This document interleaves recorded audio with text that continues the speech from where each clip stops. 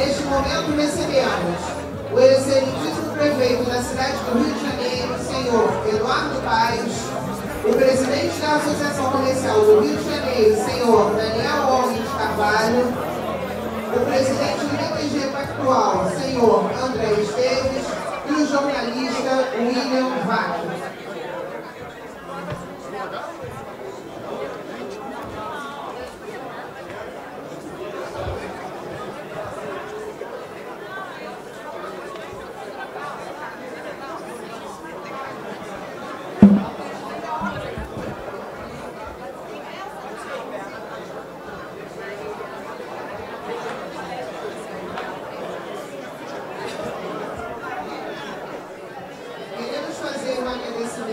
Aos apoiadores deste evento. Por favor, pedimos a todos que ocupem os seus lugares.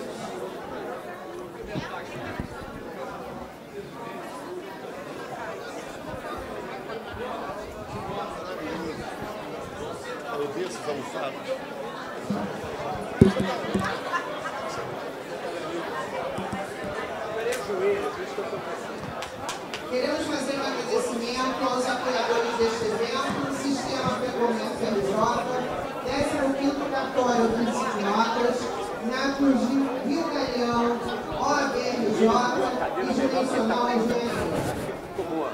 Gostaríamos de agradecer a presença do excelentíssimo ministro do Superior Tribunal de Justiça, senhor Pessoal Jorge Burai, do excelentíssimo presidente do Tribunal Regional Eleitoral do Rio de Janeiro, senhor João Ziraldo Maia, da excelentíssima desembargadora, senhora Marília de Castro Neves, do benemérito e presidente do Conselho Superior da CRJ, senhor Rui Barreto Filho, do presidente da Câmara de Vereadores do Rio de Janeiro, senhor Carlos Caiado, do excelentíssimo secretário de Estado do Gabinete do Governador, senhor Rodrigo Abel, do excelentíssimo secretário, chefe da Casa Civil do Rio de Janeiro, senhor Nicola Missione, do excelentíssimo secretário da Casa Civil da Prefeitura do Rio, senhor Eduardo Cavalieri, do presidente do Sistema Fecomércio RJ, senhor Antônio Florencio de Queiroz Júnior, da tabeliã substituta do 15º Ofício de Notas, senhora Michele Novaes, da advogada senhora Ilcilene Gotari e do diretor da Dimensional Engenharia, senhor Vinícius Benevides. Para fazer a abertura, convidamos o presidente da Associação Comercial do Rio de Janeiro, senhor Daniel Homem de Carvalho.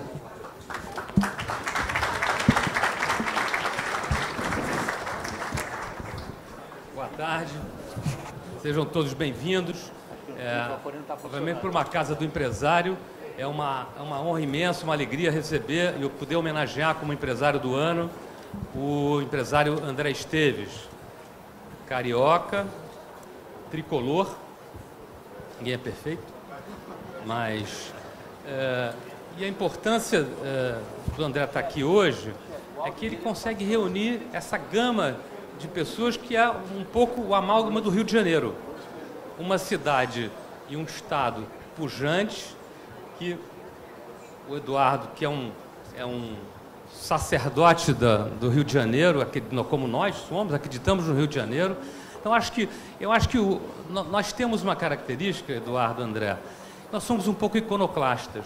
Nós temos uma certa dificuldade de homenagear as pessoas que merecem ser homenageadas pelo seu mérito, pela sua capacidade. E eu... aqui na Associação Comercial, sempre que eu começo a falar, uma associação com 213 anos, eu lembro sempre dos nossos pais fundadores, a gente conversava aqui um pouco antes. Na entrada do nosso prédio nós temos Cairu, à direita, Visconde Cairu, primeiro pensador liberal, escreveu um livro de economia política sobre pensamento liberal, citando Adam Smith, liberdade econômica, liberdade de empresa, e o Visconde de Mauá, que é o nosso patrono.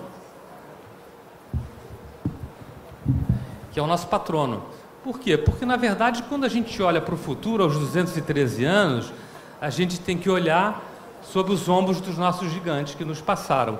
E o que nós somos hoje? Somos fiéis depositários de um mundo que nós recebemos e que nós temos que passar por nossos para o que vão nos suceder. Eu sempre me louvo no nosso Conselho de Jovens, uma juventude vibrante, empreendedora e que precisa tocar essa casa, precisa tocar a economia do nosso Estado, do nosso Rio de Janeiro. E eu, antes de dar a medalha ao André, eu queria falar alguns pontos, Eduardo, que o Rio de Janeiro acho que precisa destacar para todos aqui, que é importante que a gente lembre, né? A gente tem hoje uma questão importante para o Rio de Janeiro e para o Brasil, que é a verba que foi tirada do Sesc-Senac. Hoje, uma emenda, um jabuti no Congresso Nacional, tirou, supostamente para fazer propaganda do Brasil fora, para a Embratur, um dinheiro que é usado já na propaganda do turismo do Rio de Janeiro, para fazer eventos culturais, para divulgar o Rio, para dar segurança ao Rio. O Rio presente tem o apoio do sistema. A gente precisa ver isso. Nós temos um problema de segurança, a gente falava há pouco, e é do Rio de Janeiro, mas é do mundo inteiro. Mas hoje o Rio de Janeiro sofre sob a justificativa de não politizar a Polícia Rodoviária Federal. Hoje os fuzis estão entrando no Rio de Janeiro pelas estradas federais. A gente precisa que a Polícia Rodoviária Federal volte a reprimir a entrada de armas no Rio de Janeiro. Senão o Eduardo fica aqui enxugando gelo.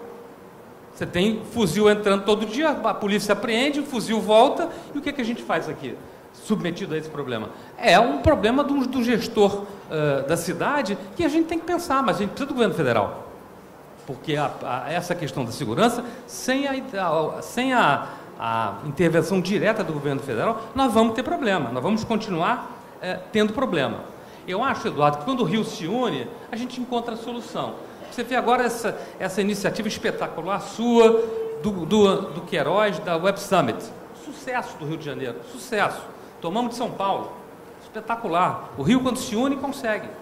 E nós temos uma outra questão que hoje é um consenso do Rio de Janeiro, que é o Galeão. É a entrada do Rio de Janeiro, do mundo, um hub espetacular que a gente precisa resolver.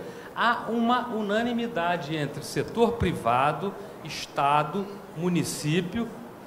A gente está discutindo o quê? Contra quem? É alguma burocracia weberiana que está se insurgindo, que quer manter uma joia da coroa em nome de uma pequena estrutura burocrática e o Rio de Janeiro sofrendo? Precisamos falar nisso aqui. Aí não há oportunidade melhor do que na homenagem a um dos grandes empresários brasileiros que a gente fale na nossa cidade, um carioca, um brasileiro, um homem reconhecido mundialmente, que está aqui no Rio de Janeiro, recebendo essa homenagem, reconhecendo a importância da nossa associação de 213 anos e continua trabalhando, como ele me disse há pouco, estava fora do Brasil, vendendo a imagem do Brasil com otimismo, com fé no Rio de Janeiro, com fé no Brasil. André, a gente está muito honrado de dar essa homenagem a você. Muito obrigado por você ter vindo. Tá? É isso.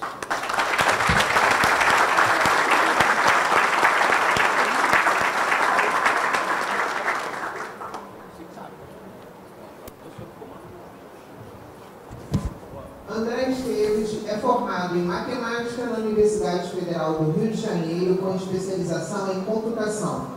Ingressou no Banco Pactual em 1989, aos 21 anos. Trabalhando ao longo das últimas 3 décadas, em conjunto com seus sócios e colaboradores, teve um papel crucial para a transformação do BTG Pactual em um grupo de alcance global, atualmente o maior banco de investimentos da América Latina, que emprega mais de 6 mil pessoas e tem mais de 200 bilhões de dólares sob gestão e administração. É sócio sênior e chairman do banco e fundador do INTEL, Faculdade de Tecnologia e Liderança, além de integrar os conselhos da FEBRABAN, a Conservation International e do Council of Foreign Relations. Neste momento, convidamos o presidente do BTG Pactual, senhor André Esteves, para receber das mãos do presidente da CRJ a medalha Bicentenário Visconde de Mauá, maior outorga da Casa de Mauá, e a medalha de Empresário do Ano de 2023.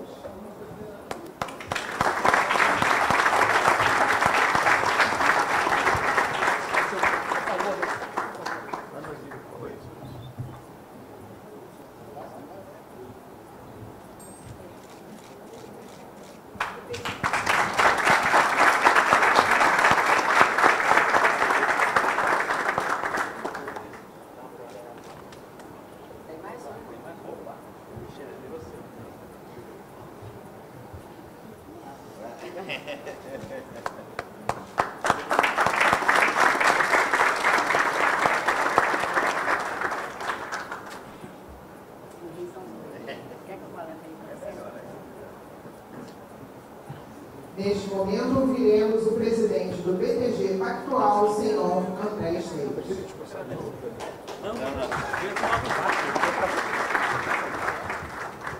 Bom, boa tarde a todos. Querido Daniel, obrigado. Em seu nome, agradeço toda a diretoria aqui da Associação Comercial Casa de Barão de Mauá. Uma alegria, obrigado pela homenagem, pelas gentis palavras sobre mim e sobre o BTG. É um prazer estar aqui. Querido prefeito, a quem também saúdo todas as autoridades aqui presentes, prazer estar aqui. E William, meu querido, aqui eu saúdo também todos os meus amigos aqui. Eu não vou discursar muito, porque o William vai bater um papo com a gente, então eu vou falar aqui o que o William quiser perguntar. Como sempre, nosso combinado aqui é que não tem regra, pode perguntar qualquer coisa, mas de qualquer modo, inclusive para o Eduardo também, ele se deu mal porque ele sentou no palco sob a nossa regra, então pode perguntar qualquer coisa para ele também. Acho que foi primeiro, aqui, homenagem no Rio de Janeiro, Daniel, tem sempre um prazer especial, né? E o especial do Rio de Janeiro, além de bastar a gente olhar ali através da janela, mas é esse senso empreendedor que muitos aqui representam. Estou vendo uma porção de craques na minha frente que criaram coisas sensacionais. Eu estava mais cedo ali no hall falando que a minha mãe só me dá presente da Osklen. Porque ela falou, olha, eu acho, filho, que essas roupas que o Oscar inventou são as melhores do mundo. Então é muito legal, né? Falei isso mais cedo para o Oscar e vou contar para ela que eu falei isso aqui também. Então, o Rio de Janeiro é uma alegria enorme e é um celeiro da coisa mais difícil que existe numa trajetória empresarial. É o celeiro de talento, o celeiro de valores empresariais que combinam empreendedorismo, ousadia, juízo, foco no longo prazo, e ele se espalhou pelo Brasil, né? O sucesso do Rio de Janeiro empresarial hoje está em muitos lugares. As principais lideranças do mercado financeiro brasileiro são cariocas, né? O BTG, sempre a pedido do Eduardo, nunca mudou sua sede administrativa. Claro que crescemos muito em São Paulo, muitos de nós estão lá, mas se vocês andarem pelos corredores de São Paulo, a língua predominante ainda é o carioquês, né? A torcida majoritária no escritório de São Paulo é do Fluminense. Então,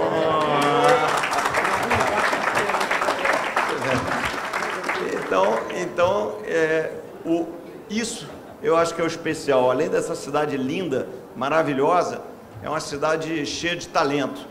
E as dificuldades que a gente tem, elas vão sendo enfrentadas por gente igualmente talentosa, que a gente tem o prazer de estar aqui debatendo hoje, conversando, ou se homenageando, que o prefeito Eduardo Paes não pode ser um exemplo melhor do que a política pode nos dar. E eu acho que acreditar na política, acreditar no setor empresarial, é parte de acreditar no Brasil.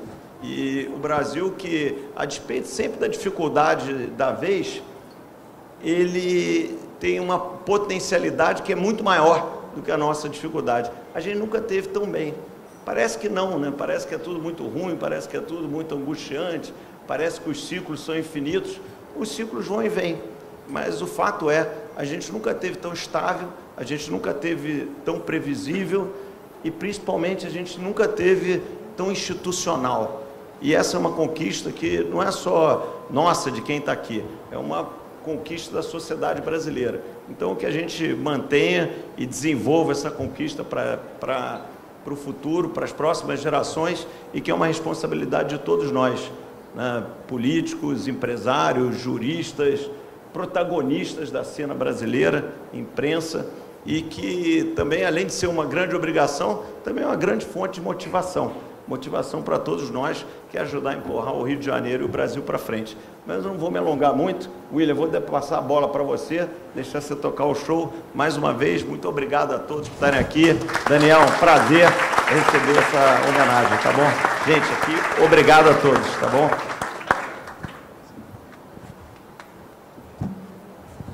Pessoal, eu não estou acostumado a dar boa tarde às pessoas e muito menos em vê-las.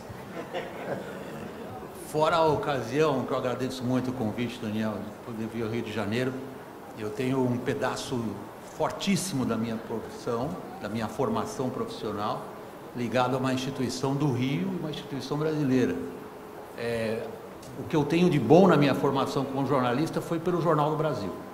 Trabalhei 9 anos no Jornal do Brasil e, para mim, foi uma experiência formativa inesquecível. Pelos nomes que estavam ali, eu gostaria de citar um aqui, porque eu tenho uma admiração pessoal por ele imensa, do João Saldanha. Foi quem me ensinou a falar no rádio, portanto, quem me ensinou a ir para a televisão foram esses nomes. Eu me sinto ligado ao Rio, pelo tempo que eu morei e trabalhei aqui no Rio, no Jornal do Brasil, inclusive, e naquela época sabemos que o Duda, eu não consigo chamar o prefeito, porque eu conheço o Eduardo Paes há muitos anos, tivemos muitas passagens juntos na política, cada um na sua trincheira, né? Eu na minha trincheira jornalista político, ele na trincheira político. Você batendo ou apanhando? Não. Tem uma coisa que nos une, que é a paixão por Maricá.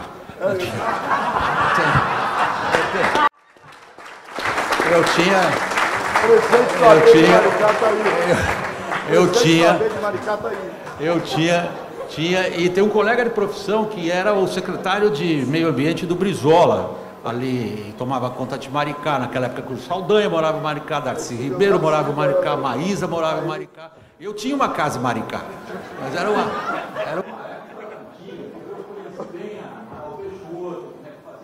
sexta-feira à noite, passar pela ponte. Eu tenho assim, uma formação carioca dentro de mim inesquecível. Se bem que eu morava na Timóteo da Costa, que é lugar de estrangeiro, né? 2 graus, um pouquinho mais frio e tudo mais. Eu prefiro falar aqui em cima, eu fico com o olho no peixe e o olho no gato, e eu estou com o joelho operado, então o meu fisioterapeuta diz que ou eu fico deitado ou de pé andando, sentado é a pior coisa. Então, pessoal, agora indo na parte mais que acho que ninguém aqui gosta de perder tempo, é a seguinte: como é que se coloca o empresário bem sucedido profissionalmente, como o André Esteves, homenageado hoje, com uma projeção internacional que dispensa maiores detalhes, e o prefeito de uma cidade mundial, como é o Rio de Janeiro? Como é que se coloca esses dois na mesma página? O Daniel deu a dica. A página no qual a gente coloca esses dois chama-se Políticas Públicas. O ponto ao qual o Daniel se referiu é um ponto nevrálgico para a gente entender duas coisas. Por que a gente vive um período de estagnação de há quase 40 anos, no fundo? Nós temos um país cuja distância para as economias mais avançadas continua mais ou menos a mesma nesse período. Temos um país com problemas graves de produtividade, e isso se deve a políticas públicas.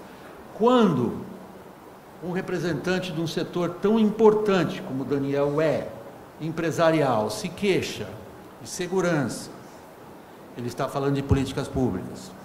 Quando ele se queixa de logística, ele está falando de segurança, ele está falando de políticas públicas. Quando ele se refere a instrumentos de incentivo fiscais, por exemplo, planos para ajudar o turismo, ele está falando de políticas públicas. E este é o ponto que une as duas personalidades aqui, fora a lenha do Daniel, que é o nosso anfitrião. Então eu começo por você, Eduardo.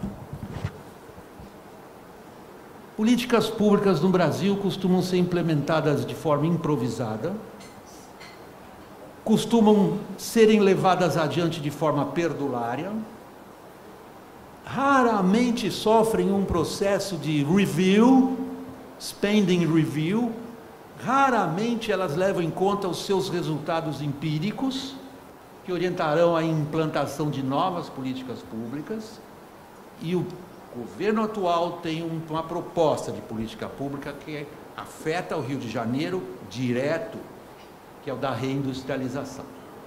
Como é que você está vendo isso? Bom, primeiro, dar meu boa tarde a todos e todas, cumprimentar aqui o Daniel por nos receber, nosso anfitrião, agradecer ao William, e especialmente estar aqui ao lado do meu amigo André Esteves. Não podia ser mais justa a homenagem que essa associação comercial poderia fazer a alguém. Então, eu tenho certeza que o André representa muito esse espírito empreendedor, como ele mesmo disse, que sai aqui dos ares cariocas, especialmente tijucanos, né, que é da onde ele vem. Não sei se ele passou por Maricá em algum momento também, enfim, mas da Tijuca eu sei que ele passou. Inevitável, né? Inevitável, né? Qualquer tijucano passa por Maricá. Passa por Maricá. Eu sei que o presidente da OAB de Maricá está aqui, né? Então, um grande abraço para você, eu mando o meu beijo, querido, para aquela minha amada cidade. Mas saudar todos aqui na figura do nosso doutor Marfan, que está aqui, essa figura tão querida de todos nós. Assim, você quase me permitiu aqui ampliar e eu largar o verbo, fazer discurso aqui, vou tentar... Não, vou isso tentar eu sou treinado, responder. Segurar microfone de político, isso aí eu sou treinado. Vou tentar responder a sua pergunta. Dizendo o seguinte, assim, eu concordo e discordo do que você disse. Né? Quer dizer, eu tô naquela fase que eu acho que a gente tem que olhar para algumas coisas muito interessantes que o Brasil produziu. Né? Se a gente for olhar ali a partir do período de redemocratização do país, a gente viveu no governo Fernando Henrique a estabilização da moeda, um processo de abertura da economia, de privatizações muito bem-sucedidas, né? E todas elas políticas públicas com norte, bem construídas, né? Que foram encaminhadas, eu diria assim, eu chamaria de políticas públicas consensuadas pelo país, né? A estabilidade econômica, a lei de responsabilidade fiscal foi um consenso político, não é uma unanimidade política, foi um consenso político que se construiu. Depois você olha o período do governo do presidente Lula, né, e um acha o Fernando Henrique aquilo, o Lula isso, mas você também tem consensos que se estabelecem no país naquele período e você diminui enormemente a desigualdade.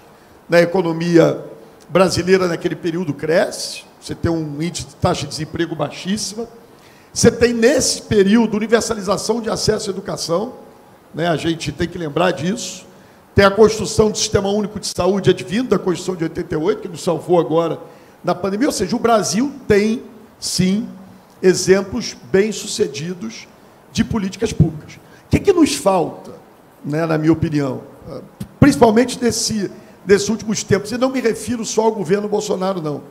Me refiro ali desde o governo da presidente Dilma Rousseff.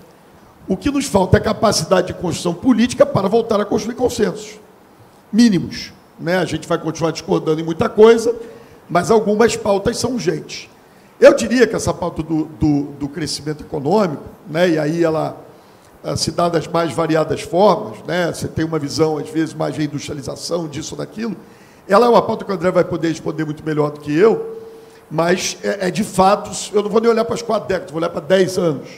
O Brasil, em 15 e 16, teve uma queda do PIB de 7,5 pontos, 17, 18, 19 cresceu 1 ponto, 20 vem a pandemia, a gente vai para o buraco, 20, e aí 22 cresce alguma coisa, 21, 22 cresce alguma coisa, mas não há país que resista a esse período que a gente viveu na última década. De novo, sem fulanizar, estou falando aqui de diferentes campos políticos ali. A nossa incapacidade de construir consenso está nos levando a isso. E só para terminar, e aí da importância dos consensos políticos que unem a sociedade civil, os atores políticos, e acho que é nessa direção que a gente deve caminhar.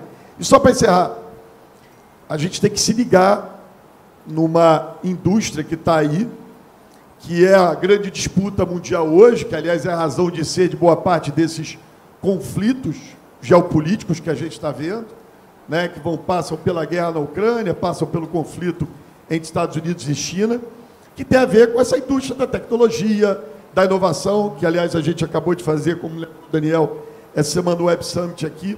O Brasil também não discute isso, né? A Alemanha está enchendo de subsídios a Intel para que ela aumente a sua fábrica de chips na Alemanha, né? O presidente Biden, na economia mais liberal do mundo, lançou um super pacote de reindustrialização, a volta das empresas para os Estados Unidos, a volta da mão de obra para os Estados Unidos, e com viés ambiental ainda, ou seja, os países estão construindo suas políticas públicas se movimentando. Acho que falta ao Brasil um plano nessa direção, claro, sem que o Estado volte a ser empresário patrão, porque a gente sabe aonde isso termina.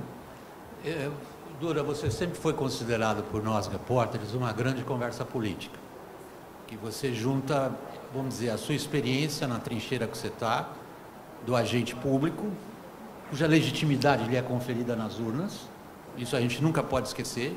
Você tem uma autoridade que a legitimidade do eleitor te confere. E, ao mesmo tempo, você traz esse amplo quadro que você acabou de passar. Agora, você sabe que a minha prerrogativa profissional é a de transformar raciocínios sofisticados em manchetes brutais. E a manchete brutal da sua, vamos dizer, do seu arco, que é um arco histórico, inclusive, você vai um pouquinho lá atrás, o teu ponto de corte é de 20 anos atrás, e você traz para cá a nossa atenção, né? Você dirige a gente para o que você acha que a gente tem que olhar. A manchete brutal é o seguinte: não temos um plano e não temos consenso político. André, a dificuldade de criar um consenso político se traduz no noticiário de hoje, na opinião entre muitos economistas, e agora eu queria a sua avaliação, quando a gente pensa em políticas, por exemplo, fiscal e monetária, particularmente a monetária, há um consenso entre economistas que o governo mais atrapalha do que ajuda na queda de juros. É isso? É mais ou menos isso. Eu acho que a gente viveu um período de uma transição política de 180 graus e entrou um novo grupo político com toda a legitimidade que as nossas eleições muito bem executadas dão, agora que precisa se acomodar às novas responsabilidades e desafios de governar o Brasil. Então, acho que a gente viveu, sim, uma certa, e ainda vive em menor escala, uma certa cacofonia econômica que atrapalha. Ela tem custo. A boa notícia é que essa cacofonia econômica, ela está menor entre o Banco Central e o Ministério da Fazenda, porque também os atores menos relevantes, o Brasil ainda bem é uma democracia, mídia livre, uma sociedade aberta, cada um pode dar a opinião que quiser. Agora, a opinião de quem interessa tem que ser dada com um pouco mais de cuidado. E eu acho que as relações entre Fazenda e Banco Central me parecem que são mais harmônicas do que essas manchetes sugerem. E entre o Planalto e o Banco Central?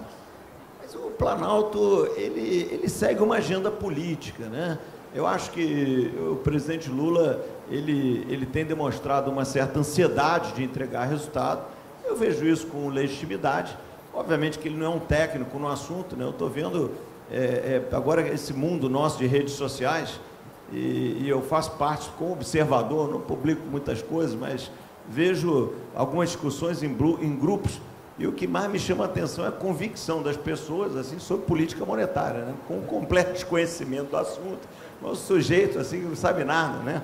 É uma socialite falando, puxa, como a taxa de juros é desse tamanho, se a inflação não é de demanda.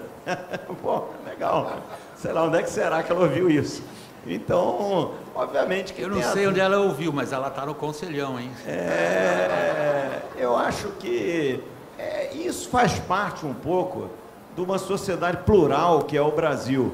Eu acho que o Banco Central está fazendo o trabalho dele, como qualquer Banco Central do mundo. Pode acertar, pode errar, pode atrasar um pouquinho, pode adiantar um pouquinho, né? Vimos um erro dramático do principal Banco Central do mundo, que foi o Banco Central americano, o Fed, né? Na demora em reagir à pressão inflacionária, levou a inflação americana e, portanto, a inflação em dólar, que é 70% da moeda de reserva mundial, ao nível mais alto das últimas 4 décadas. Isso é um erro de política monetária.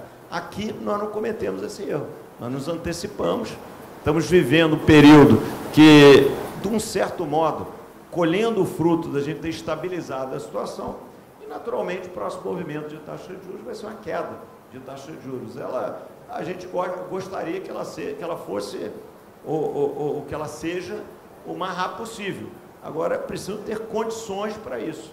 E eu acho que as condições gradualmente estão sendo dadas. E acho que a boa notícia nesse campo é que a Fazenda também está nesse ambiente né? De debates apaixonados à parte. O que nós vimos nas últimas semanas foi a apresentação no arcabouço fiscal, dentro do razoável, com a sanção do presidente Lula, que vai nos levar a um superávit primário aqui, com uma certa modéstia, mas o suficiente para estabilizar a nossa dívida. E o que, obviamente, é uma das pré-condições principais para o Banco Central ter liberdade de baixar as taxas de juros. Então, André, bastante coisa que você pôs na mesa. Deixa eu pegar um ponto que junta com o comunicado do Copom da quarta-feira. Imagino que essa plateia aqui tomou conhecimento detalhado do que está escrito lá.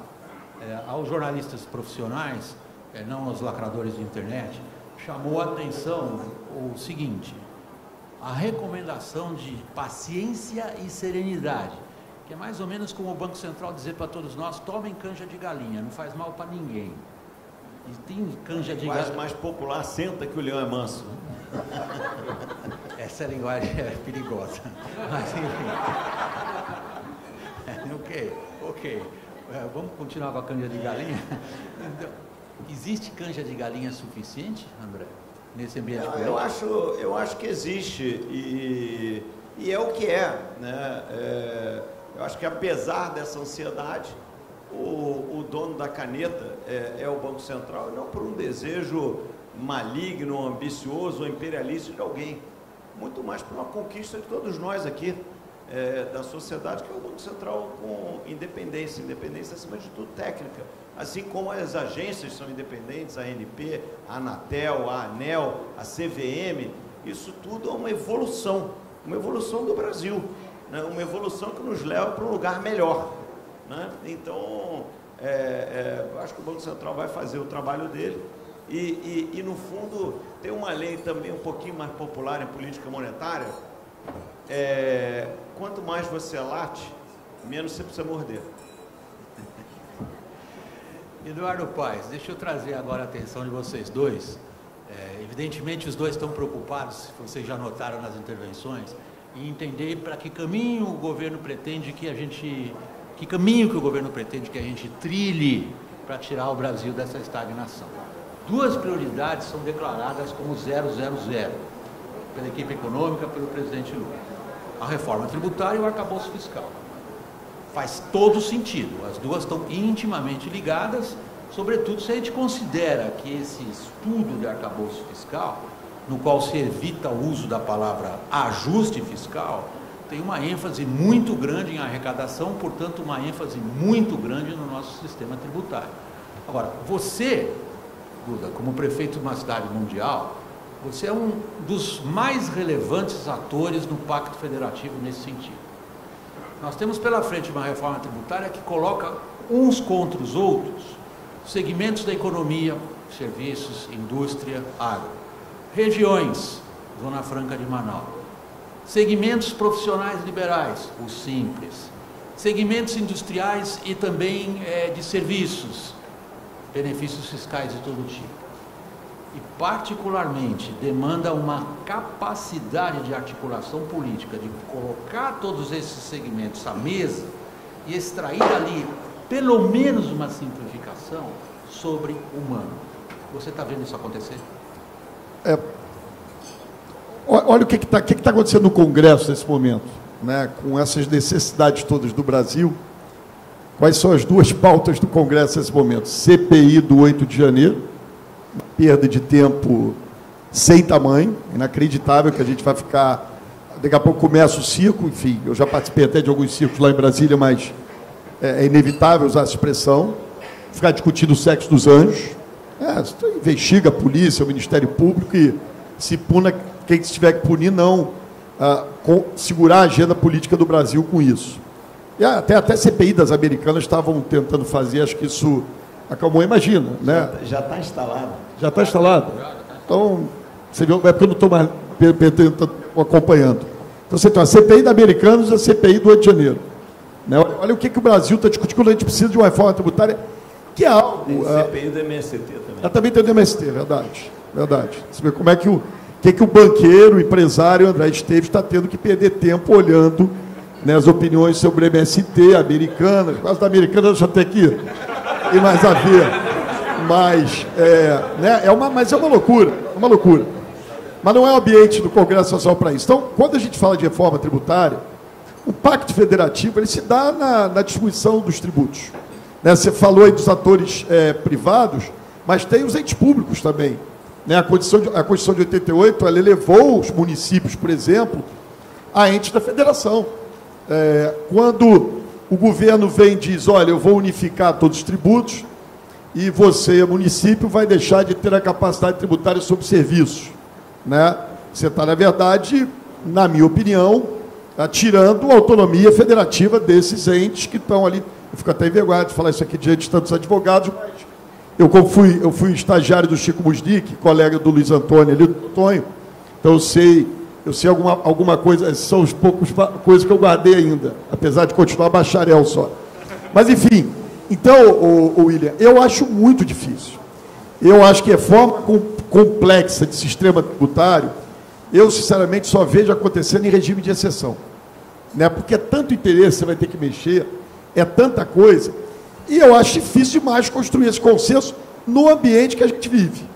Da minha parte, o que eu posso dizer aqui é o seguinte, eu tive na semana passada com o Bernardo Api, tive com o Agnaldo, que é o relator lá na Câmara dos Deputados, em Brasília, conversando, fizemos uma reunião da Frente Nacional de Prefeitos, quarta-feira de ontem, aqui no Rio, né, com o prefeito de São Paulo, vários prefeitos de capitais e outros prefeitos. Eu quero colaborar com esse processo. Agora, é óbvio, e aí é um pouco o que eu disse aqui, que você disse, né, desde que o município não perca a sua autonomia. Mas o sistema precisa ser simplificado. O André também pedindo a palavra. Eu vou fazer aqui, pegar uma carona na sua pergunta para o Eduardo, e você colocou muito bem, William, a reforma tributária, não no Brasil, mas em qualquer sociedade, é a mais difícil de ser executada, porque ela traz naturais conflitos, né? Os estados exportadores com importadores, entes diversos da federação, serviço, indústria, regiões com regiões, vocações com vocações. Então, é natural que haja uma dificuldade. E essa dificuldade faz parte de uma democracia. Nós demoramos 20 anos aqui para a reforma da Previdência ganhar consenso, uma reforma profunda da Previdência. Na verdade, eram 10 contra 90, mas demorou 20 anos para 90 ganhar os 10. Então, obviamente, num processo que somos, de um certo modo, todos discutindo com todos, é mais complexo. Porém, nós nunca tivemos tão perto de fazer um movimento importante no campo tributário. Vamos lembrar que nos últimos 4 anos nós tivemos uma reforma aprovada na Câmara e uma reforma aprovada no Senado. E essas reformas não eram tão diferentes assim. E os entes envolvidos, tanto do lado político, o Eduardo citou o deputado Agnaldo Ribeiro, que é um ótimo quadro, como do lado técnico, que é o secretário Bernardo Api, um ótimo quadro, eram capitães desse processo. Ou seja, esse consenso, ou pelo menos alguns consensos, estão sendo criados na sociedade. Então, é sempre muito difícil. Agora, eu acho que tem uma certa boa chance da gente avançar no campo tributário. Qual é a tua expectativa, pessoal? O que você acha que sai? Eu acho... A primeira coisa é o seguinte, às vezes eu vejo algumas comentários de natureza política de boa fé, né? O próprio ministro da Fazenda... eu não vejo a reforma tributária como uma grande panaceia, né? Às vezes a gente coloca as reformas e, puxa, vamos fazer a reforma da Previdência e o Brasil 3 meses depois vai estar crescendo. Não é assim que funciona, né? A gente está fazendo uma série de reformas, tivemos um período, talvez um pouco mais curto do que o período negro que o Eduardo listou aqui, que foi um ambiente muito reformista no Brasil, né? Que cruzou governos, né? Começou no governo Temer, com todas as dificuldades, seguiu no governo Bolsonaro, e eu estou achando que vai continuar seguindo dentro desse novo governo Lula. Então, eu não vejo uma panaceia, nós não vamos sair crescendo, nós não vamos sair cantando pneu como nação. Agora, simplificar a vida de todo mundo que está aqui na sala, trazer produtividade, retirar algumas injustiças óbvias e claras, né? Sempre alguém tem que pagar um pouco mais. Mas talvez alguém esteja pagando muito menos do que a média dos pagantes. Então, a gente não pode ficar preso na armadilha da meia entrada, né? Todo mundo aqui já foi ao cinema com meia entrada, mas se a gente exagerar e 90% for ao cinema com meia entrada, os 10% que vão pagar a entrada inteira vai custar $1 milhão para ir ver um filme, né?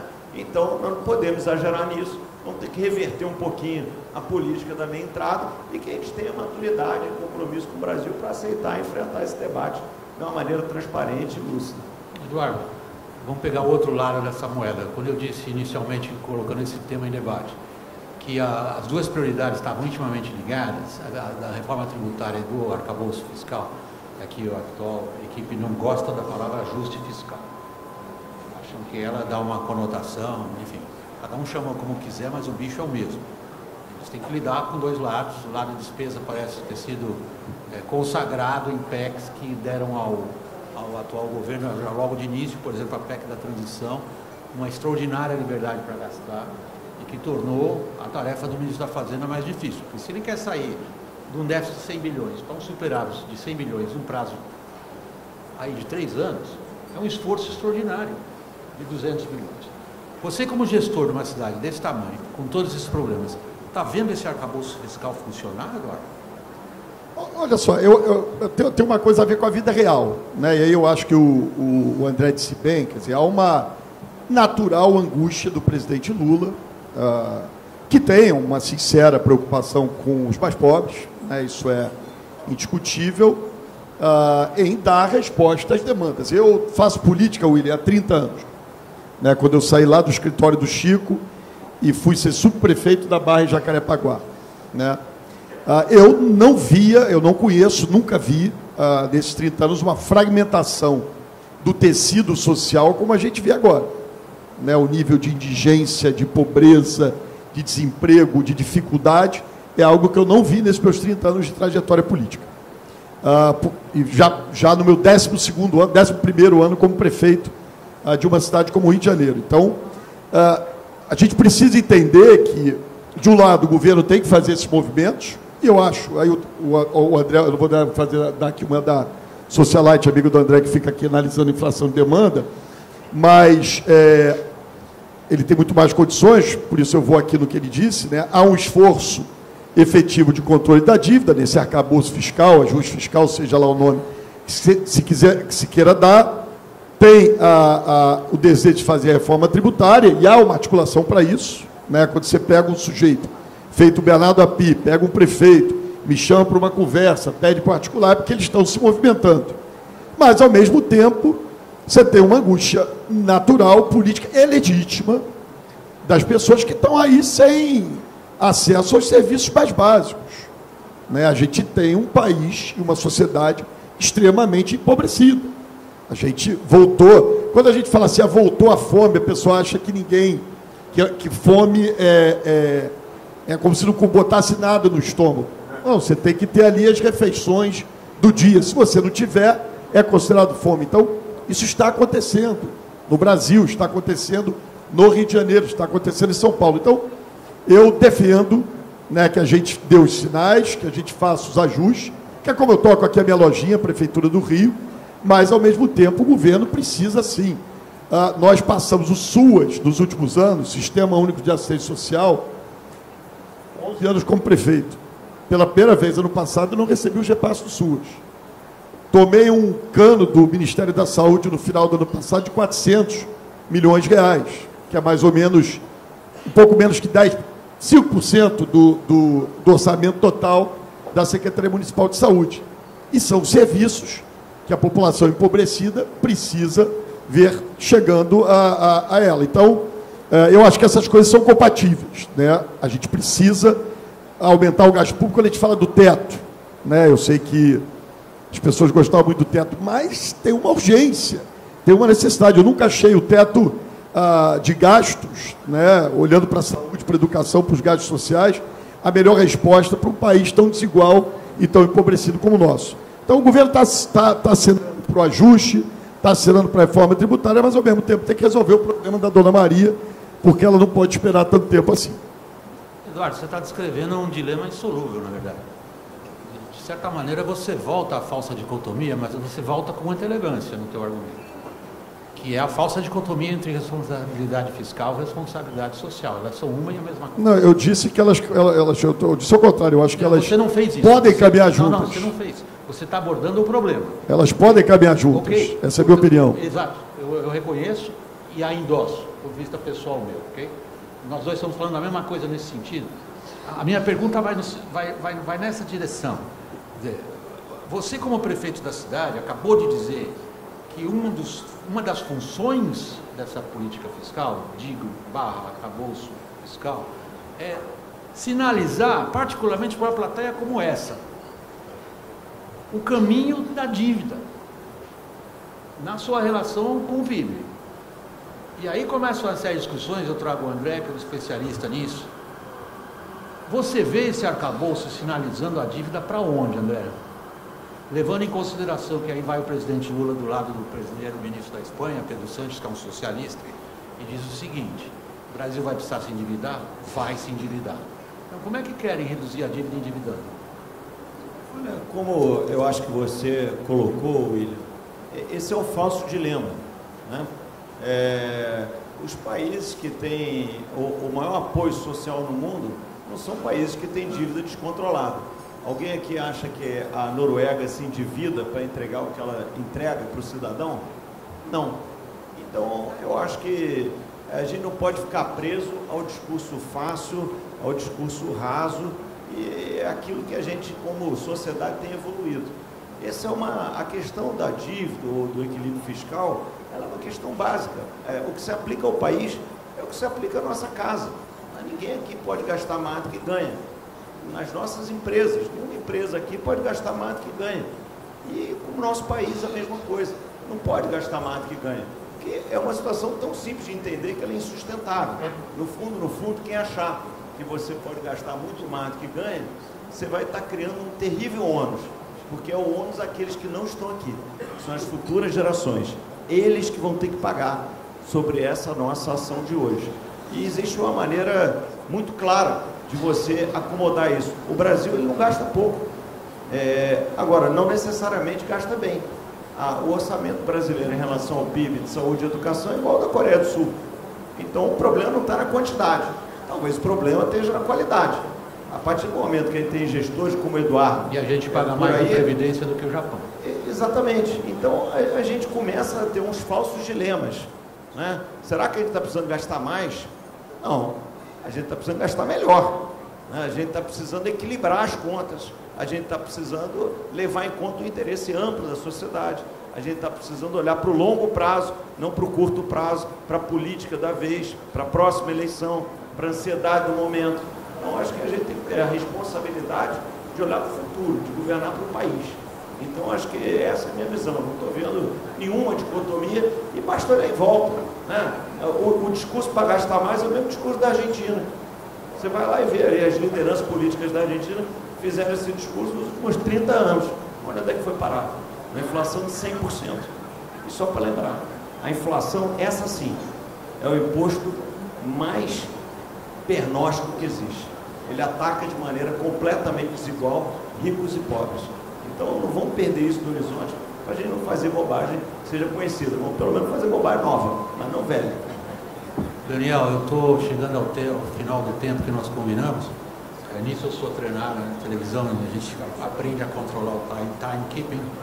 Mas eu queria ainda uma pergunta muito mais pessoal a vocês dois, André e Eduardo, que tem a ver com a polarização política que a gente, no mundo da imprensa, descreve como calcificada. Ou seja, não é simplesmente a existência de polos antagônicos, adversários, inimigos, políticos que se combatem de forma brutal, sobretudo através do pântano venenoso da internet, mas são polos de brasileiros calcificados em torno disso, com escassa capacidade de entender um ou outro, nem querem saber entender um ou outro. E pior ainda, você como político tem uma experiência fascinante, eu digo isso como jornalista, que as pessoas hoje não se colocam de acordo sequer sobre o que são os fatos. Não dá para a gente falar, vamos discutir os fatos. Espera aí, cada um, inclusive fatos e universos paralelos. Aí é uma pergunta para os cidadãos. Cidadão André, cidadão Eduardo. A gente está indo para onde? Estamos indo para onde nessa polarização? Você quer começar, Eduardo? Eu passo para o André. Eu acho que a gente volta aqui, né, a um pouco aquela primeira resposta que eu te dei. A gente vai caminhando numa direção em que a construção de consenso fica praticamente inviabilizada. A política, esse é o talento da política, ou aquilo que a gente deve observar de adequado na política, é essa possibilidade de construção de consenso. E essa polarização, essa radicalização, esses ódios, ou a pauta principal, sei lá, o golpe de 8 de janeiro, seja lá o que for, ela nos leva a essa dificuldade. Então, acho que a resposta é essa. É muito difícil hoje, até que a gente caminhe para um... É chato a história de dizer, eu sou centro, né? Mas não é centro, é ser equilibrado, ter o mínimo de razoabilidade nas suas colocações e na construção de política pública para o país, que é algo que não está acontecendo. André, para encerrar. Olha, eu acho que esse tema ele é muito mais sociológico do que político.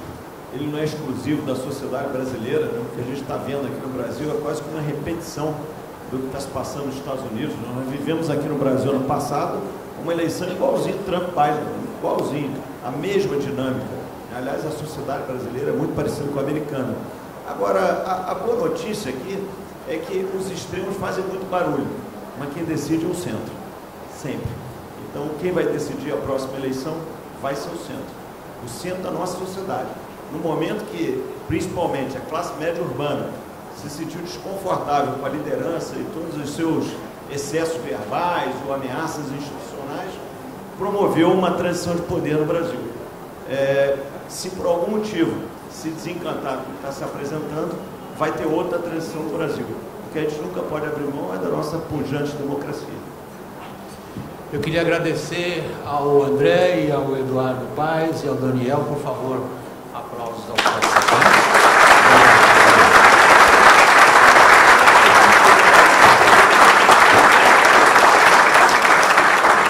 Meu agradecimento pessoal especial a todos vocês pela atenção e até hoje à noite, quando aí vai ser boa noite. Passamos a palavra para o presidente, senhor Daniel Mendes Carvalho, para os agradecimentos. André, compartilho, tenho certeza, com todos os presentes, a alegria da Associação Comercial de dar essa comenda. Eu quero dizer o seguinte, que é o momento em que nós homenageamos o André, recebemos um presente.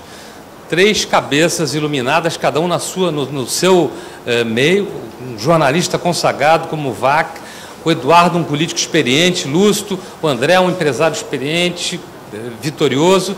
Então, a Associação Comercial, o tempo que homenageia, é homenageada e é brindada com esse momento, com essa tarde, com esse almoço. Muito obrigado a vocês. E eu vim para cá para um almoço, acabei entrevistado pelo William Vac. Muito obrigado. Como vocês já sabem, não existe almoço de graça, né?